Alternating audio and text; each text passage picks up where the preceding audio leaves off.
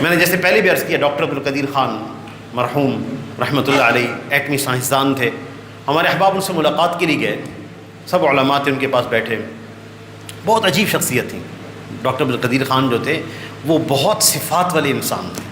اللہ تعالیٰ نے ان سے جو کام لیا وہ بہت بڑا کام لیا. ایک ملک خداداد پاکستان کی دفاع کا اللہ نے کام لیا، بہت بڑا اللہ نے ان سے دین کا کام لیا. وہ فرمانے لگے، کہنے لگے الحمدللہ والدین کی ایسی تربیت تھی کہ زندگی گزر گئی ہے، بڑھاپا آ گیا ہے. کبھی صبح جب کاموں پہ نکلے، کام کے لیے نکلے، کبھی بغیر کھائے پیے نکل گئے، کبھی کسی حال میں نکل گئے، لیکن یہ یاد نہیں کہ قرآن کی تلاوت کیے بغیر گھر سے نکلے ہوں، کہ اللہ نے ایسی قرآن پاک کی تلاوت کی توفیق دے رکھی ہے. میں رات کو جب گھر پہنچوں اپنے بزنس سے، اپنے کاروبار سے، کیا یہ میری ذمہ داری نہیں بنتی میں تھوڑی دیر کے لیے پوچھ لوں بچوں سے، ان کی والدہ سے، بچوں کی ماں سے، والدہ سے، اپنی اہلیہ سے کہ سب بچوں نے ماشاءاللہ آج قرآن کی تلاوت کی ہے؟ اگر نہیں کی کوئی بات نہیں، آ جائیں ہم 5 منٹ کے لیے قرآن پاک بیٹھ کے سارے پڑھ لیتے ہیں. ماشاءاللہ آپ بھی لے آئیں، آپ بھی لے آئیں، آپ سب بیٹھ جائیں.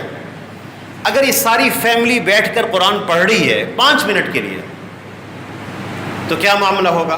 آپ صلی اللہ علیہ وسلم کے ارشاد ہے لا يقعد قوم يذكرون اللہ. جس گھر میں اللہ کا ذکر کیا جاتا ہے، جس گھر میں کچھ لوگ بیٹھ کر اللہ کا ذکر کریں، جس گھر میں کچھ لوگ بیٹھ کر اللہ کا ذکر کریں، حفتہم الملائکہ، رحمت کے فرشتے ان کو گھیر لیتے ہیں. وغشیتہم الرحمہ، اللہ کی رحمت ان کو ڈھانپ لیتی ہے. ونزلت السکینہ، اللہ تعالیٰ اپنا سکون ان پہ نازل کرتے ہیں. وذکرہم اللہ فی من عندہ، اور جو فرشتے اللہ کے قریب ہیں اللہ ان میں ان لوگوں کا تذکرہ کرتے ہیں کہ میرے بندے اپنے گھر میں بیٹھ کر اللہ کا ذکر کر رہے ہیں. اس سے بڑھ کر کیا بات ہے؟ وذکرہم اللہ فی من عندہ، اللہ ہمارا ذکر کرے.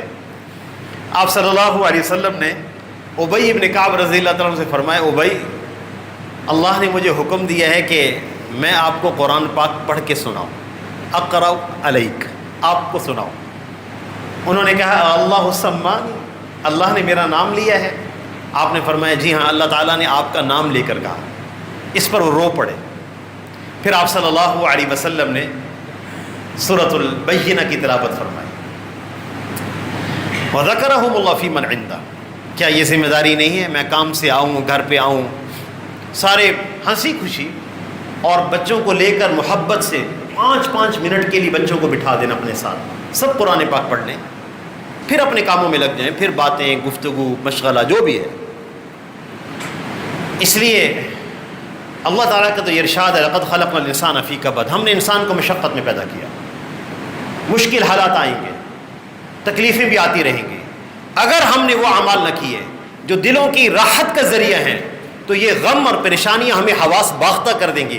دوسرے الفاظ میں یہ کہہ رہا ہوں کہ ڈپریشن کے مریض ہو جائیں گے ہم. پریشانیاں نہ آئیں یہ نہیں ہو سکتا، یہ جنت میں ہوگا. اللہ نے بنایا ایسا نظام ہے. کبھی ہمیں اپنی ذات سے پریشانی ہوتی ہے، ہمارا جسم بیمار ہو جاتا ہے، کبھی ہمارے اقربا سے ہمیں پریشانی آتی ہے. اور ذکر، تلاوت اور نماز سے کیا فائدہ ہوگا؟